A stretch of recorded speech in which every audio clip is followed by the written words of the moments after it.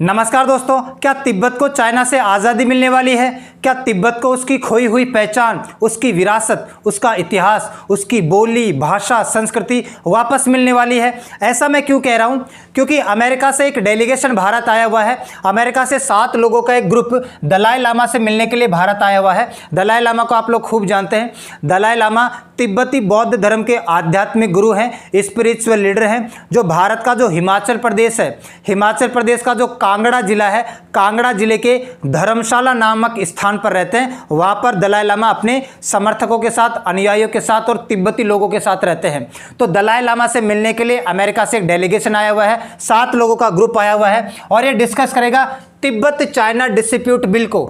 Tibet China dispute bill, America की parliament में bill pass हुआ है और इस बिल पर डिस्कस करने के लिए दलाई लामा से मिलने के लिए आया है 7 लोगों का ग्रुप। और ये ग्रुप जैसे ही भारत में आया है, चाइना आग बबूला हो गया है, ड्रैगन आग बबूला हो गया है। ये आपको दिखाई दे रहे हैं तिब्बती धर्मगुरु दलाई लामा है, ये है नैन्सी पेलोसी और ये 7 लोगों का वो डेलीगेशन है जो दलाई लामा से मिल रहा है। चाइना ने अमेरिका को वार्न भी कर दिया है। चाइना ने अमेरिका को वार्न किया है कि आपने जो लॉ मेकर्स भेजे हैं, 7 लोगों का ग्रुप भेजा है इंडिया में दलाई लामा से मिलने के लिए, वो नहीं मिलने दिया जाए, इसको तुरंत वापस बुला लिया जाए। और इसमें से एक नैन्सी पेलोसी भी है, नैन्सी पेलोसी को भी वापस बुला लिया जाए। और चाइना ने यह भी कहा कि अमेरिका का और दलाई लामा ग्रुप का आपस में कोई कॉन्टैक्ट नहीं है। US should have no contact with Dalai Lama group. Dalai Lama group या दलाई लामा से अमेरिका का किसी प्रकार का कोई कॉन्टैक्ट नहीं है, कोई रिलेशन नहीं है, तो आपस में ना मिले। और ये जो अमेरिका रॉन्ग सिग्नल भेज रहा है चाइना के खिलाफ, पूरी दुनिया को ये रॉन्ग सिग्नल भेजना बंद करे। चाइना ने एक और अर्ज किया है, Biden not to sign Tibet bill. देखो, ये जो बिल है ये अमेरिका की पार्लियामेंट में, अमेरिका की संसद में तो पास हो गया, लेकिन अभी अमेरिका की राष्ट्रपति प्रेसिडेंट ने सिग्नेचर नहीं किया इसके ऊपर। हमारे देश में भी ऐसे ही होता है, लोकसभा में पास करना होना पड़ता है। हमारे देश में भी ऐसा ही होता है, लोकसभा में पहले बिल पास होता है, फिर राज्यसभा में पास होता है, उसके बाद में फिर राष्ट्रपति द्वारा सिग्नेचर किया जाता है, तब वो कानून बनता है। तो अमेरिका की पार्लियामेंट या संसद में तो ये Tibet China dispute bill pass हो चुका है, लेकिन अमेरिका के राष्ट्रपति प्रेसिडेंट ने सिग्नेचर नहीं किया। अब ये अमेरिका के राष्ट्रपति की डेस्क के ऊपर, उनके टेबल पर रखा हुआ है। तो चाइना ने यही कहा है, चाइना ने अर्ज किया है not to sign the bill. Biden इस बिल को साइन नहीं करेंगे, ऐसा हम चाहेंगे। और नैन्सी पेलोसी ने तो यहां तक कह दिया है यू विल बी गॉन। किसको कहा है? चाइना के जो प्रेसिडेंट है शी जिनपिंग को यह कहा है नैन्सी पेलोसी ने कि आने वाले कुछ समय में तुम चले जाओगे, यू विल बी गॉन, तुम्हारा सुपड़ा साफ हो जाएगा, तुम राष्ट्रपति के पद से हट जाओगे। तो क्या है ये मामला, इतना संगीन मामला? भारत में एक डेलीगेशन अमेरिका से आया है एक बिल के ऊपर, तो ये बिल क्या है, क्यों इस बिल को पास करवाना जरूरी है और अमेरिका में इस बिल को क्यों पास करवाया जा रहा है, ये नैन्सी पेलोसी क्यों है, किस मकसद से ये डेलीगेशन भारत में आया है, ये दलाई लामा कौन होता है, तिब्बत और चाइना के बीच में क्या इश्यू है, क्या पहले से तिब्बत चाइना के कंट्रोल में था या तिब्बत एक इंडिपेंडेंट कंट्री हुआ करता था, इस बात को भी समझेंगे। दलाई लामा कौन होता है, कैसे बनते हैं, दलाई लामा भारत में क्यों रह रहा है, कब से रह रहे हैं, किस वजह से रह रहे हैं, इन सब बातों को हम डिटेल में थोड़ा समझना चाहेंगे। सबसे पहले हम इस बात को समझते हैं। देखो, आज जो आपको चाइना दिखाई देता है वैसे पहले चाइना नहीं हुआ करता था। 1912 से लेकर 1919 के बीच में चाइना का ये मैप हुआ करता था। 1912 में ये जो आपको रेड कलर का एरिया दिखाई दे रहा है यही चाइना हुआ करता था। तिब्बत एक इंडिपेंडेंट कंट्री हुआ करता था, रिपब्लिक ऑफ तुर्किस्तान एक इंडिपेंडेंट कंट्री था, साउथर्न मंगोलिया एक इंडिपेंडेंट कंट्री था और मंचूरिया एक इंडिपेंडेंट कंट्री हुआ करता था। ये 1912 का मैं बता रहा हूँ। चाइना केवल ये रेड कलर का ही हुआ करता था। उसके बाद में चाइना ने सबसे पहले तो साउथर्न मंगोलिया पर कब्जा कर लिया 1920 के आसपास। फिर यूएसएसआर की मदद से 1945 में, क्योंकि यूएसएसआर में भी साम्राज्यवादी सरकार चलती है, साम्यवादी सरकार चलती है, कम्युनिस्ट गवर्नमेंट चलती है, और चाइना में भी कम्युनिस्ट गवर्नमेंट चलती है, साम्यवादी सरकार मिलती है, तो दोनों की सरकारों में रिलेशन शुरू से है। तो यूएसएसआर की मदद से 1945 में चाइना ने मंचूरिया पर कब्जा कर लिया। उसके बाद में चाइना ने 1949 में 1949 में इस एरिया को अपने अधिकार क्षेत्र में ले लिया। किसको? Republic of East Turkistan. आपने यूगर मुस्लिम्स का नाम सुना है? यूगर मुस्लिम्स इसी एरिया में पाए जाते हैं, इन्हीं के ऊपर चाइना अत्याचार करता है, इनको जेल में बंद करके रखता है। 1949 में चाइना ने इस एरिया को जीता था। और अब बात करते हैं तिब्बत की। तिब्बत का मामला थोड़ा बड़ा है, तिब्बत को थोड़ा डिटेल में समझना चाहेंगे। देखो, तिब्बत पहले थोड़ा टुकड़ों में बटा हुआ था, छोटे छोटे टुकड़ों में बटा हुआ था। तिब्बत को 7वीं शताब्दी में एक किया सोंगशेन गेम्पो, सोंगशेंग गेम्पो नाम का एक तिब्बती राजा था, उसने 7वीं शताब्दी में तिब्बत को एक किया। फिर 1720 के आसपास किंग डायनेस्टी का शासन आ जाता है तिब्बत में। चाइना के अंदर एक बड़ी फेमस डायनेस्टी है, एक बड़ा ही फेमस डायनेस्टी या वंश है जिसका नाम है किंग डायनेस्टी। किंग डायनेस्टी ने 1720 में यहाँ पर क्या कर लिया, शासन करना शुरू कर दिया और लगभग 200 साल बाद 1912 के आसपास तिब्बत के अंदर क्रांति होती है, रेवोल्यूशन होता है और किंग डायनेस्टी को बाहर निकाल दिया जाता है, बाहर फेंक दिया जाता है। तो जब 1912 में किंग डायनेस्टी को यहाँ से तिब्बत से बाहर निकाल दिया गया, तिब्बत में क्रांति हो गई कि इन बाहर के लोगों को अपने हमारे देश से निकाला जाए। अच्छा, इस बात को चाइना ने रिकॉग्नाइज नहीं किया, चाइना की गवर्नमेंट ने इस बात को रिकॉग्नाइज बिल्कुल नहीं किया। तिब्बत ने 1912 में इस किंग डायनेस्टी को बाहर निकालकर क्रांति करके तिब्बत को एक इंडिपेंडेंट कंट्री घोषित कर दिया 1913 में। 1913 में तिब्बत को इंडिपेंडेंट कंट्री घोषित कर लिया गया, किंग डायनेस्टी को बाहर निकाल दिया गया। चाइना ने इस बात को रिकॉग्नाइज नहीं किया, मान्यता नहीं दी कि तिब्बत एक इंडिपेंडेंट कंट्री है, स्वतंत्र देश है। उसके बाद चाइना ने एक डेलीगेशन भेजा 1949 में। 1949 में चाइना ने एक डेलीगेशन भेजा, लोगों का ग्रुप भेजा, किसको समझाने के लिए, तिब्बत को समझाने के लिए, और बोला गया कि तिब्बत को चाइना में शामिल हो जाना चाहिए। तिब्बत की सरकार ने इस डेलीगेशन को खदेड़ के बाहर निकाल दिया, बातचीत नहीं करनी है, भागो यहां से, हम चाइना का पार्ट नहीं बनना चाहते, तिब्बत एक इंडिपेंडेंट कंट्री है, स्वतंत्र देश है। तो ये जो डेलीगेशन 1949 में चाइना ने तिब्बत में भेजा था, इसको खदेड़ कर बाहर निकाल दिया गया। इसके बाद आपको पता है 1950 में चाइना ने तिब्बत के ऊपर आक्रमण किया। चाइना ने तिब्बत के ऊपर आक्रमण किया अक्टूबर 1950 से लेकर मई 1951 तक। अक्टूबर 1950 से लेकर मई 1951 तक लगभग 7 महीने तक चले इस आर्मी की लड़ाई में, सेना की लड़ाई में तिब्बत, पूरे के पूरे तिब्बत को अपने कंट्रोल में ले लिया गया। इस वक्त दलाई लामा की उम्र है 15 साल। वर्तमान के ये जो दलाई लामा है 1950 में इनकी उम्र थी 15 साल के आसपास, ये कुछ कर ना पाए उस वक्त। उसके बाद में जब दलाई लामा उम्र दराज होते हैं, थोड़े बड़े होते हैं, चीज़ों की इनको समझ में आती है, 1959 में क्रांति करते हैं, रेवोल्यूशन करते हैं तिब्बत के अंदर। उसके बाद चाइना की सरकार इनका दमन करती है और उसके बाद में दलाई लामा अपने समर्थकों के साथ, अपने अनुयायियों के साथ अरुणाचल प्रदेश होते हुए, असम होते हुए हिमाचल प्रदेश के कांगड़ा जिले के धर्मशाला नामक स्थान पर रहने लगे हैं। तो मैं आपको ये बता रहा हूं कि तिब्बत ने अपने आप को 1913 में किंग डायनेस्टी को बाहर निकाल के स्वतंत्र घोषित कर दिया था, इंडिपेंडेंट कंट्री बना लिया था। चाइना ने इस बात को मान्यता नहीं दी थी। उसके बाद 1949 में चाइना ने एक डेलीगेशन भेजा था तिब्बत के अंदर कि आप चाइना में शामिल हो जाओ। इस डेलीगेशन को बाहर निकाल दिया था तिब्बत ने कि हम चाइना में शामिल नहीं होना चाहते हैं। 1950 में चाइना ने कंट्रोल कर लिया, आक्रमण कर दिया और लगभग 7 महीने में पूरे के पूरे तिब्बत पर कंट्रोल कर लिया। इस वक्त दलाई लामा की उम्र 15 साल, वो कुछ कर नहीं सकते हैं। और 1959 में 1959 में जब दलाई लामा की उम्र बढ़ती है, तब इन्होंने क्रांति की, रेवोल्यूशन किया और क्रांति करने के बाद जब चाइना ने इनका दमन किया, अत्याचार किया थोड़ा ज़्यादा, तो अपने अनुयायियों के साथ तिब्बत को छोड़कर भारत में आकर रहने लग रहे हैं। वर्तमान में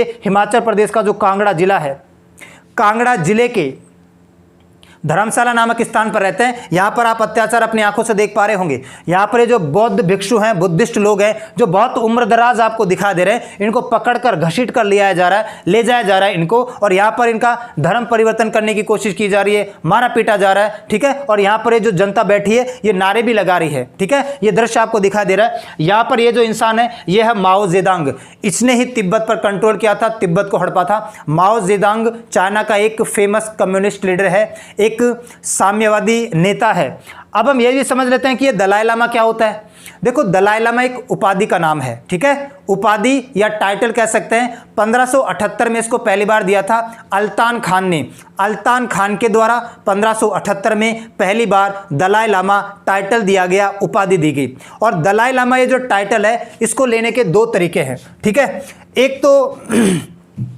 एक तो तरीका यह है कि जो वर्तमान में दलाई लामा है, ये खुद अगले दलाई लामा को चुन जाए कि मेरे बाद अगला दलाई लामा ये बनेगा। अपने अगले सक्सेसर को या अपने अगले उत्तराधिकारी को वर्तमान का दलाई लामा चुन सकता है। या एक और तरीका होता है, गोल्डन उर्न कहते हैं इसको। एक और तरीका दलाई लामा को चुनने का होता है, जिसको कहते हैं गोल्डन उर्न, स्वर्ण कलश कह सकते हैं। ये एक तरीका होता है, मेथड होता है। अगर दलाई लामा अगले उत्तराधिकारी को, अगले दलाई लामा को चुनकर नहीं जाता है, तो इस मेथड के माध्यम से भी हम उसको चुन सकते हैं। इसको बोलते हैं स्वर्ण कलश तरीका। स्वर्ण कलश या गोल्डन उर्न मेथड इसको कहते हैं। इस मेथड के अंदर क्या होता है कि सोने का एक कलश होता है, सोने के कलश के अंदर अगरबत्ती रखी जाती है, अगरबत्ती की धुआं छोड़ी जाती है, अगरबत्ती की धुआं चलती रहती है, इसके पीछे लोग जाते रहते हैं। जहां पर अगरबत्ती की धुआं जाके रुक जाती है वहीं पर मान लिया जाता है कि यही व्यक्ति है अगला दलाई लामा। तो वर्तमान का दलाई लामा अपने अगले उत्तराधिकारी को, अपने अगले सक्सेसर को चुन सकता है, या वो नहीं चुनता है तो गोल्डन उर्न स्वर्ण कलश के माध्यम से भी, इस मेथड के माध्यम से भी चुना जा सकता है। ये मेथड 1793 में किंग डायनेस्टी के द्वारा ही शुरू किया गया था। मैं अभी आपको बता रहा था कि 1720 में किंग डायनेस्टी ने तिब्बत पर अपना कंट्रोल कर लिया था, 1793 में किंग डायनेस्टी के द्वारा ही ये मेथड चलाया गया था। ठीक है, अब हम बात करते हैं ये जो वर्तमान के दलाई लामा, ये 14 नंबर के दलाई लामा, ये कौन से नंबर के दलाई लामा है? 14 नंबर के। और अच्छा, एक बात और मैं आपको बता देता हूं, अल्तान खान ने इस उपाधि को देना शुरू किया था, और एक उपाधि या टाइटल है। तिब्बत के अंदर बौद्ध धर्म के 4 प्रमुख स्कूल हैं जिनको पीली टोपी वाले स्कूल भी कहते हैं, और इनमें से जो प्रमुख मठ है जिसका नाम है यंगुआ मठ। यंगुआ मठ की स्कूल के आध्यात्मिक गुरु को, स्पिरिचुअल लीडर को ये वाला टाइटल दिया जाता है, ये वाली उपाधि दी जाती है। और दलाई लामा का मतलब होता है री इनकारनेशन या अवतार। किसका अवतार? करुणा या दया के जो बोधि संत हैं, अवलोकेश्वर के अवतार माने जाते हैं। करुणा या दया के जो बोधि संत है जिनका नाम अवलोकेश्वर है, अवलोकेश्वर के पीढ़ी दर पीढ़ी अवतार माने जाते हैं। ठीक है, अब हम बात करते हैं वर्तमान के जो दलाई लामा है वो 14 नंबर के दलाई लामा है। इनका नाम बचपन का तेंजिन ग्यात्सो है। ठीक है, इनका जो ओरिजिनल नाम है वो है तेंजिन ग्यात्सो। 1935 में इनका जन्म होता है। 1935 में जन्म होने के बाद 1937 में 13वें नंबर के दलाई लामा इनको अपना शागिर्द बना लेते हैं, इनको अपना चेला बना लेते हैं। और 13वें नंबर के दलाई लामा ने 1939 में ऑफिशियली, औपचारिक रूप से इनको 14वें नंबर का दलाई लामा घोषित कर दिया कि मेरे बाद में जो अगला दलाई लामा होगा वो कौन बनेगा? तेंजिन ग्यात्सो ही बनेगा, ये मेरा चेला है। तो 35 में जन्मे, 37 में 13वें नंबर के दलाई लामा के चेले बन गए, शागिर्द बन गए, और 13वें नंबर के दलाई लामा ने 1939 में इनको 14वें नंबर का दलाई लामा औपचारिक रूप से ऑफिशियली घोषित कर दिया। और 1940 में फिर समारोह का आयोजन किया जाता है। इनको पॉलिटिकल पावर दी जाती है, राजनीतिक शक्तियां भी मिलती है। ये जो तिब्बती बौद्ध धर्म के जो आध्यात्मिक गुरु होते हैं इनके पास राजनीतिक शक्ति भी होती है, पॉलिटिकल पावर भी होती है, ये भी आपको पता होना चाहिए। 1939 में तो ऑफिशियली, औपचारिक रूप से कह दिया गया कि अगले 14 नंबर के दलाई लामा है। उसके बाद 1940 में समारोह का आयोजन किया गया, और इस समारोह में यह कहा गया कि चाइना को छूट देनी पड़ेगी गोल्डन उर्न के, क्योंकि चाइना ने यह कहा, चाइना ने ऑब्जेक्शन कर दिया कि ये जो 14वें नंबर के दलाई लामा आप बनाने जा रहे हो इनको तो गोल्डन उर्न मेथड के नाम से आपने बनाना ही नहीं है। 13वें नंबर के दलाई लामा ने डायरेक्ट इनको चुन लिया है, इनको गोल्डन उर्न या स्वर्ण कलश प्रणाली के माध्यम से नहीं चुना गया। उसके बाद में तिब्बती सरकार और चाइनीज सरकार के बीच में वार्तालाप होती है, और चाइनीज सरकार ने छूट दे दी, ठीक है आप इनको गोल्डन उर्न या स्वर्ण कलश के तरीके के माध्यम से मत चुनो। ठीक है, तो यहां पर छूट दे दी गई, और 1940 में इनको सारी की सारी पावर दे दी गई है। 1940 में इनको जब सारी की सारी पावर दे दी गई, उसके बाद मैंने आपको बताया था 1949 में, अभी मैं आपको बता रहा था कि चाइना ने एक डेलीगेशन भेजा था, लोगों का ग्रुप भेजा था, तिब्बत ने उसको बाहर निकाल दिया था। 1950 में फिर चाइना ने तिब्बत के ऊपर कंट्रोल कर लिया। जब चाइना ने तिब्बत के ऊपर कंट्रोल किया था 1950 में, तब इन दलाई लामा की उम्र कितनी थी? 15 साल थी, 15 साल के आसपास इनकी उम्र थी। और बाद में आपको ये पता होना चाहिए 1959 में, 1959 में जब ये थोड़े बड़े हुए तब इन्होंने क्रांति की, विद्रोह किया, और विद्रोह क्रांति करने के बाद चाइना ने इनका दमन किया, अत्याचार किया। तो फिर ये अपने अनुयायियों के साथ अरुणाचल प्रदेश, असम होते हुए भारत में आकर शरण ले ली है। ठीक है, तो यही आपका गोल्डन उर्न मेथड है, दलाई लामा है। अब ये जो डेलीगेशन भारत में आया है अमेरिका से, इसका मेन मकसद क्या है? इसका मेन मकसद यही है कि पहले देखो चाइनीज गवर्नमेंट और दलाई लामा के बीच में हर 2-3 साल में वार्तालाप हुआ करती थी, बातचीत हुआ करती थी, लेकिन 2010 के बाद से बातचीत बंद है। 2010 के बाद से चाइनीज गवर्नमेंट और दलाई लामा के बीच में वार्तालाप के दरवाजे बंद है, बातचीत बिल्कुल बंद हो गई है। तो इस बिल के माध्यम से चाइना तिब्बत डिस्प्यूट बिल के माध्यम से इस चाइना को प्रेस किया जाएगा, मजबूर किया जाएगा, थोड़ा फोर्स किया जाएगा कि आपको बातचीत करनी चाहिए। बातचीत के मसले के माध्यम से तिब्बत और चाइना के बीच में जो मसला है उसको सुलझाना चाहिए। तो 2010 के बाद से कोई भी बातचीत नहीं हुई है और इस बातचीत को वापस शुरू करने के लिए, चाइना को थोड़ा मजबूर करने के लिए, प्रेस करने के लिए, पुश करने के लिए कि आप तिब्बती धर्मगुरु दलाई लामा से बातचीत करो और जो तिब्बती लोगों का हक बनता है, इनका जो हिस्ट्री है, इनका जो कल्चर है, इनका जो रिलीजन है, इनकी जो लिंग्विस्टिक भाषा, इनकी जो आइडेंटिटी है, पहचान है, उसको आपको संरक्षित करना चाहिए, उनका आपको प्रोटेक्शन देनी चाहिए। और ये जो 7 लोगों का डेलीगेशन ग्रुप आया है, ये जो 7 लोगों का डेलीगेशन ग्रुप आपको दिखाई दे रहा है, उसमें से एक इसके जो हेड हैं, 7 लोगों के डेलीगेशन के जो हेड है वो है रिपब्लिकन रिप्रेजेंटेटिव माइकल मैकॉल, और उसमें से डेमोक्रेटिक फॉर्मर हाउस स्पीकर भी है नैन्सी पेलोसी। अब यहां पर एक इंटरेस्टिंग बात है, मैं आपको समझाता हूं। जैसे भारत की संसद के 2 सदन है, लोकसभा और राज्यसभा, वैसे अमेरिका की संसद के भी 2 सदन होते हैं, हाउस ऑफ रिप्रेजेंटेटिव और ऊपर वाले को बोलते हैं सीनेट। हाउस ऑफ रिप्रेजेंटेटिव और ऊपर वाले सदन को बोलते हैं सीनेट। जैसे वर्तमान में बीजेपी की गवर्नमेंट है और बीजेपी की गवर्नमेंट किसी देश में पीस मिशन के लिए, शांति के लिए कोई डेलीगेशन भेजती है, उस डेलीगेशन में कौन कौन लोग शामिल है?